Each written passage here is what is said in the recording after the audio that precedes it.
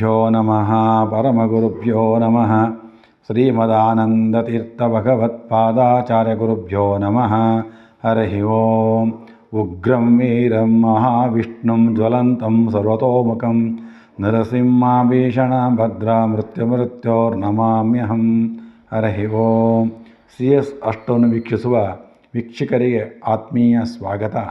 ನಮ್ಮ ಚಾನಲನ್ನು ಸಬ್ಸ್ಕ್ರೈಬ್ ಮಾಡಿಕೊಳ್ಳಿ, ಎಲ್ಲರಿಗೂ ಶೇರ್ ಮಾಡಿ. 2025ನೇ ಇಸ್ವಿಗೆ ಆದರದ ಸ್ವಾಗತ ಮತ್ತು ವಿಶ್ವಾವಸು ನಾಮಸನ ಉಗಾದಿಯ ಆರ್ಥಿಕ ಶುಭಾಶಯಗಳು. ಮೀನರಾಶಿಯವರಿಗೆ ದೇವರು ನಿಮಗೆ ಆಯುಸ್ಸು ಆರೋಗ್ಯವನ್ನೆಲ್ಲವನ್ನು ಚೆನ್ನಾಗಿ ಪಾಲನೆ ಮಾಡಲಿ.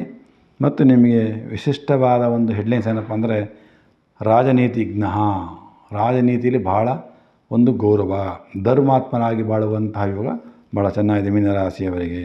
ಈ ಮೀನರಾಶಿಯವರಿಗೆ ಈ ಯುಗಾದಿ ನಂತರ ಬದಲಾಗುವಂಥ 4 ಗ್ರಹಗಳು. ಗುರುವು 4ನೇ ಸ್ಥಾನ ಸಂಚಾರವನ್ನು ಮಾಡ್ತಾನೆ, ಶನಿಯು ಜನ್ಮದ ಸಂಚಾರವನ್ನು ಮಾಡ್ತಾನೆ, ರಾಹು ವೇದದ ಸಂಚಾರವನ್ನು ಮಾಡ್ತಾನೆ, ಕೇತು ಷಷ್ಠ ಅಂದರೆ 6ರಲ್ಲಿ ಸಂಚಾರವನ್ನು ಮಾಡ್ತಾನೆ. ಹಾಗಾಗಿ ಈ 4 ಗ್ರಹಗಳ ಸಂಚಾರದಿಂದ ಮೀನರಾಶಿಯವರ ಮೇಲಾಗುವ ಫಲಗಳ ಬಗ್ಗೆ ಒಂದು ವಿಚಾರವನ್ನು ಮಾಡೋಣ.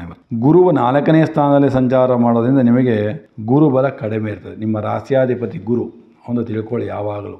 ಸೊ ನಿಮಗೆ ಅರ್ಧ ಗುರು ಅನುಗ್ರಹ ಇದ್ದಿರ್ತದೆ. ಗುರು ಮನೆ ಹುಟ್ಟಿದಾಗ ಗುರು ಮನೆಯಲ್ಲಿ ವಾಸ ಮಾಡೋದ್ರಿಂದ ನಿಮಗೆ ಅರ್ಧ ಫಲ ಸಿಗ್ತದೆ. ಗುರುಬಲ ಇಲ್ಲ ಅಂದ್ರೂ ಅರ್ಧ ಗುರುಬಲ ಬಂದೇ ಇರ್ತದೆ ಮತ್ತು ಗುರುವಿನ ಅನುಗ್ರಹ ಚೆನ್ನಾಗಿರ್ತದೆ.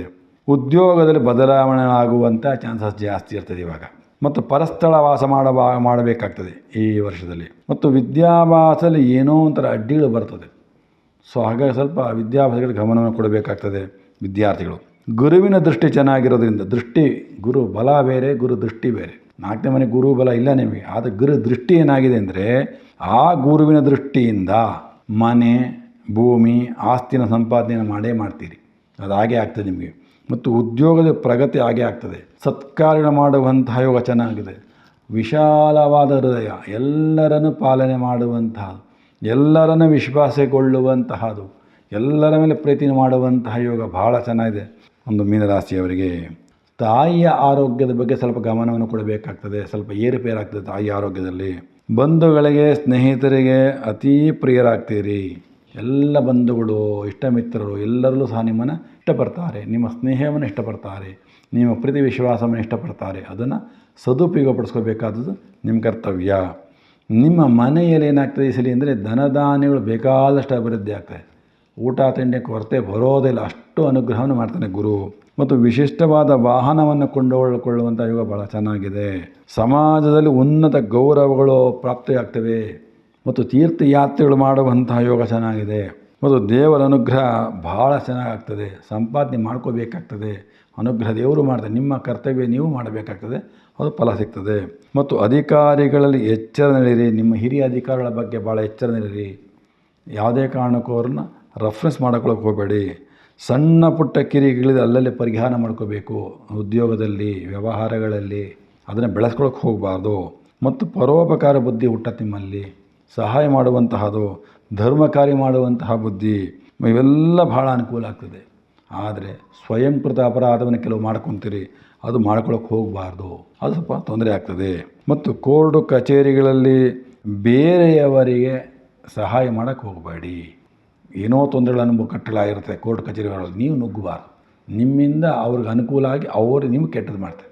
ಹಾಗಾಗಿ ಆ ವಿಚಾರದಲ್ಲಿ ಯಾವುದೇ ಕಾರಣಕ್ಕೂ ಹೋಗಬಾರ್ದು ಮೀನರಾಶಿಯವರು. ಮತ್ತು ಹೊಟ್ಟೆಗೆ ಸಂಬಂಧಪಟ್ಟಂತಹ ರೋಗಗಳು ಸುಲಭ ಪ್ರಾರಂಭ ಆಗ್ತದೆ. ಅಜೀರ್ಣವಾಗುವಂತಹದ್ದು, ಗ್ಯಾಸ್ಟ್ರಿಕ್ಗಳಾಗುವಂತಹದ್ದು, ಸ್ವಲ್ಪ ಇವೆಲ್ಲ ಜಾಸ್ತಿ ಆಗ್ತದೆ. ಅದನ್ನು ಹುಷಾರಾಗಿ ನೋಡಿಕೊಂಡ್ರೆ ಆರೋಗ್ಯವನ್ನು ಸರಿ ಮಾಡ್ಕೋಬೋದು. ಮತ್ತು ಈ ವರ್ಷದಲ್ಲಿ ಒಳ್ಳೆ ಶಯನ ಸುಖ, ಸ್ತ್ರೀ ಭೋಗ ಸುಖಗಳು, ಧನಲಾಭಗಳು, ಉತ್ತಮ ಭೋಜನ ಸುಖ ಮತ್ತು ಸಭಾ ಸನ್ಮಾನಗಳು, ಹಾರ ತುರಾಯಿ ಲಭ್ಯವಾಗುವಂಥ ಯೋಗ. 4ನೇ ಮನೆಗೆ ಗುರು ಇರೋದ್ರಿಂದ, ಬುಧನ ಮನೆಯಲ್ಲಿ ಗುರು ಇದ್ದರೆ ಇವೆಲ್ಲ ಒಳ್ಳೆಯ ಯೋಗ ಬರ್ತದೆ. ಮಾತಿನಲ್ಲಿ ತಮಾಷೆ ಮಾಡುವಂತಹದ್ದು, ಪ್ರೀತಿ ವಿಶ್ವಾಸ ಮಾತಾಡುವಂತಹದ್ದೆಲ್ಲ ಭಾಳ ಚೆನ್ನಾಗಿದೆ. ಸಮಾಜದಲ್ಲಿ ಉತ್ತಮ ಬುದ್ಧಿಶಾಲಿ ಆಗ್ತಾರೆ. ಬುದ್ಧಿ ಭಾಳ ಚೆನ್ನಾಗಿ ಸಿಗಿರುತ್ತೆ ನಿಮಗೆ, ಅದನ್ನು ಸರಿಯಾಗಿ ಬೆಳೆಸ್ಕೊಳ್ರಿ. ಮತ್ತು ಒಳ್ಳೊಳ್ಳೆ ಭಾಗ್ಯಗಳು ಸಂಪಾದನೆ ಮಾಡುವಂಥ ಯೋಗ ಚೆನ್ನಾಗಿದೆ. ಹಾಗಾಗಿ ಗುರುವಿನ ಅನುಗ್ರಹ ಮೀನರಾಶಿಯವರ ಮೇಲೆ ಭಾಳ ಉತ್ತಮವಾಗಿದೆ. ಗುರುಬಲ ಇಲ್ಲ ಅಂದ್ರೂ ದೃಷ್ಟಿಯಿಂದ ಭಾಳ ಅನುಕೂಲವಾಗ್ತಾ ಇದೆ. ಮತ್ತು ಶನಿ ರಾಹು ಕೇತುಗಳನ್ನಾಗುವ ಫಲ ಏನಪ್ಪ ಅಂದರೆ, ಶನಿ ಜನ್ಮದಲ್ಲಿ ಸಂಚಾರ ಮಾಡಿರೋದ್ರಿಂದ ಗುಪ್ತ ಹಣಗಳು ಬಂದು ಸೇರ್ತದೆ ಕೆಲವೆಲ್ಲ. ಅದನ್ನು ಹುಷಾರಾಗಿ ಹ್ಯಾಂಡಲ್ ಮಾಡಬೇಕಾಗ್ತದೆ. ಕೆಲಸ ಕಾರ್ಯಗಳಲ್ಲಿ ಶ್ರಮ ಹಾಕಿ ಸಂಪಾದನೆ ಮಾಡಬೇಕಾಗ್ತದೆ. ಶ್ರಮ ಎಷ್ಟು ಹಾಕ್ತೀರೋ ಅಷ್ಟು ರೀತಿ ನಾನಾ ರೀತಿಯ ಸಂಪಾದನೆಗಳಾಗ್ತದೆ. ಕಷ್ಟ ಬಿದ್ದು ಏನೇ ಕೆಲಸ ಮಾಡಿರಿ, ಏನೇ ವ್ಯವಹಾರ ಮಾಡಿರಿ, ಅನುಕೂಲವಾಗ್ತದೆ. ಮತ್ತು ಪ್ರತಿಯೊಂದು ಕಾಸಿಗೂ ಲೆಕ್ಕ ಹಾಕುವಂಥ ಬುದ್ಧಿ ಬರ್ತದೆ ನಿಮಗೆ ಇವಾಗ. ಪ್ರತಿಯೊಂದು ಇಷ್ಟು ದಿನ ಲೆಕ್ಕನೆಲ್ಲ ಹೆಂಗೆ ದುಂದು ವೆಚ್ಚ ಮಾಡಾಕ್ಬಿಟ್ಟಿದ್ದಾರೆ ಬೇಕಾದಷ್ಟು. ಅಷ್ಟು ಇಷ್ಟು ಅಂತಲ್ಲ, ಕೊಟ್ಟು ದುಡ್ಡು ಕೊಟ್ಟು ವ್ಯವಹಾರ ಎಲ್ಲ ಕೈ ಬರ್ಕೊಂಡಿದ್ದೀವಿ ಕೊಟ್ಟು ದುಡ್ಡು. ಆದರೆ ಇವಾಗ ದೇವರು ಒಂದು ಬುದ್ಧಿ ಕೊಡ್ತಾನೆ, ಉಳಿಸ್ಕೋ ಜೀವನ ಅಂತ. ಇವಾಗ ಯಾಕೆಂದರೆ ಶನಿ ಜನ್ಮ ಬಂದಿದ್ದಾನೆ, ಈಗ ವೇದಲ್ಲಿದ್ದ ಜನ್ಮ ಬಂದು ಕೂತ್ಕೊಂಡಿದ್ದಾನೆ. ಇವಾಗನೂ ಬುದ್ಧಿ ಕೊಡ್ತಾನೆ. ಏನಂದರೆ ಪ್ರತಿ ಕಾಸಿಗೂ ಲೆಕ್ಕಾಚಾರ ಹಾಕ್ತೀರಿ, ಉಳಿಸ್ಕೊಳ್ರಿ, ತಪ್ಪೇನಿಲ್ಲ. ನಿಮ್ಮ ದುಡ್ಡನ್ನು ನೀವು ಉಳಿಸ್ಕೊಳ್ಳೋದು ಯಾವ ರೀತಿ ತಪ್ಪು ಬರೋದಿಲ್ಲ. ಹಾಗಾಗಿ ಒಂದು ಶ್ರದ್ಧೆಯಿಂದ ಹಣವನ್ನು ಖರ್ಚು ಮಾಡಿ, ಶ್ರದ್ಧೆಯಿಂದ ಹಣವನ್ನು ಕೂಡ ಹಾಕ್ರಿ. ಯಾಕೆಂದರೆ ಯಾವಾಗಲೂ ಲಕ್ಷ್ಮೀದೇವಿ ಅನುಗ್ರಹ ಬೇಕಾದರೆ ನಿಮ್ಮ ಶ್ರದ್ಧಾಭಕ್ತಿ ಇರಬೇಕು. ಹೆಂಗೋ ಬಂತು ಹೆಂಗೋ ಹಾಳು ಮಾಡಿದ್ರೆ ದೇವರು ಕೊಡೋದಿಲ್ಲ. ಕೊಟ್ಟದನ್ನು ಅನಂತ ಮಡಿ ಮಾಡಿ ಕೊಡುವ ದೇವರು. ನೀವು ಇಟ್ಟು ಏನು ಕಷ್ಟ ಬಿದ್ದು ಸಂಪಾದನೆ ಮಾಡ್ತೀರಿ ಅದು ಬಹಳ ಅನುಕೂಲವಾಗ್ತದೆ. ಬೇಕಾಬಿಟ್ಟು ಹಾಳು ಮಾಡ್ತೀರಿ ದೇವರು ಹಾಗೆ ಹಾಳು ಮಾಡ್ತಾರೆ. ಶನಿ ಹಾಳು ಮಾಡಿದರೆ ನಿಮ್ಗೆ 2 ವರ್ಷ ನಿಮ್ಮ ಕಣ್ಣಿದೆ ಕಾಣ್ತಾ ಇದೆ. ನಿಮ್ಮ ದುಡ್ಡು ಕಾಸು ಗೌರವ ಎಲ್ಲ ಕಳ್ಕೊಂಡಿದ್ದೀರಿ ಬೇಕಾದಷ್ಟು.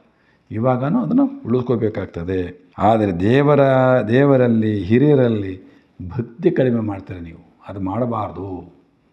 ಆಲಸ್ಯ ಮಾಡಿಬಿಡ್ತೀರಿ. ಗುರುಗಳ ಬಗ್ಗೆ, ದೇವರ ಬಗ್ಗೆ, ಹಿರಿಯರ ಬಗ್ಗೆ ಒಂದು ಶ್ರದ್ಧಾಭಕ್ತಿ ಮಾಡಲಿಲ್ಲ ಅಂದರೆ ನಿಮ್ಮನ್ನು ಯಾರೂ ಕೈ ಹಿಡಿಯೋದಿಲ್ಲ. ಮತ್ತು ಧರ್ಮ ಮಾರ್ಗವನ್ನು ಬಿಟ್ಟು ನಡೀತೀರ, ಆದಷ್ಟು ಬಿಡಬಾರ್ದು. ನಿಮ್ಮ ಧರ್ಮಕ್ಕೆ ಏನು ಗೊತ್ತು, ನಿಮ್ಮ ಧರ್ಮ ಏನು ಮಾಡಬೇಕು ತಿಳ್ಕೊಂಡು ಆ ಧರ್ಮವನ್ನು ಬಿಡಬಾರ್ದು. ಧರ್ಮೋ ರಕ್ಷತೆ ರಕ್ಷತಃ. ನೀವು ಧರ್ಮ ರಕ್ಷಣೆ ಮಾಡಿದ ಧರ್ಮ ನಿಮ್ಮ ರಕ್ಷಣೆ ಮಾಡ್ತಾರೆ. ಯಾವುದೇ ಕಾರಣಕ್ಕೂ ಧರ್ಮವನ್ನು ಬಿಡಬಾರ್ದು ನೀವು. ಮತ್ತು ಕುಟುಂಬದಲ್ಲಿ ಹೆಚ್ಚು ಖರ್ಚು ಮಾಡಿದರೆ ನೀವು ಸಹಿಸೋದಿಲ್ಲ. ನೋಡು, ಅವ್ರಿಗೆ ಬುದ್ಧಿ ಬಂದಿದೆ. ಈಗ ಬುದ್ಧಿ ಕೊಡ್ತಾನೆ ಶನಿ. ಕರ್ಮಾಧಿಪತಿ ಅವನು ಬಿಡೋಲ್ಲ. ಅವನು ಸುಮ್ಮನೆ ದುಡ್ಡು ವೇಸ್ಟ್ ಮಾಡ್ತೀವಿ ಮನೇಲಿ ಸಂಸಾರ ಹೆಂಡತಿ ಮಕ್ಕಳು ಅಂದರೆ ಬಿಡೋಲ್ಲ. ಸ್ಟ್ರೈಟ್ ಮಾಡ್ತೀರಿ, ಅದೆಲ್ಲ ಒಳ್ಳೆಯದೇ, ಏನು ತೊಂದರೆ ಇಲ್ಲ. ದುಡ್ಡು ಉಳಿಸ್ಕೊಳ್ಳಿ. ಮತ್ತು ರಾಜರಾಗುವಂಥ ಯೋಗ. ಯಾರು ಎಲೆಕ್ಷನ್ ನಿಂತ್ಕೊಂಡು ಗೆಲ್ತೀರ ನೀವು. ಮತ್ತು ಒಳ್ಳೆಯ ಅಧಿಕಾರ ಸಿಗ್ತದೆ. ರಾಜರಲ್ಲಿ ಪ್ರಿಯರಾಗ್ತೀರಿ ನೀವು. ಕೆಲಸ ಕಾರ್ಯಗಳ ಬಗ್ಗೆ ಹೆಚ್ಚು ತಲೆ ಕೆಡಿಸ್ಕೊಳ್ತೀರಿ ನೀವು.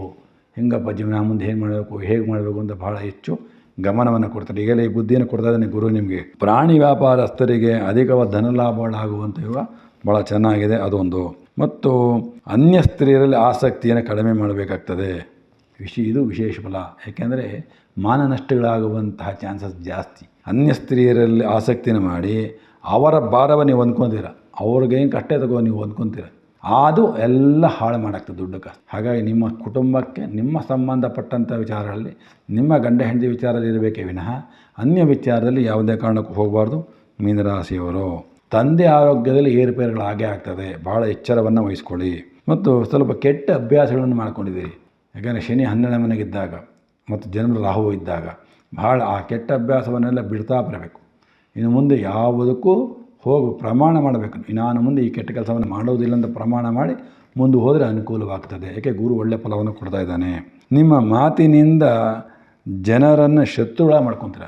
ನನಗೆ ನೀವು ಮಾತೆ ಅಂತ ಹೊರಟು ಮಾತಾಡೋದು, ಆ ಹೊರಟು ಮಾತವನ್ನು ಬಿಡಬೇಕಾಗ್ತದೆ. ಮತ್ತು ನಿಮ್ಮ ಅಭಿವೃದ್ಧಿ ನೀವು ಈ ವರ್ಷದಲ್ಲಿ ಗುರು ಮತ್ತು ರಾಹುವಿನ ಶಾಂತಿಯನ್ನು ಅತ್ಯವಶ್ಯಕವಾಗಿ ಮಾಡ್ಕೋಬೇಕಾಗ್ತದೆ.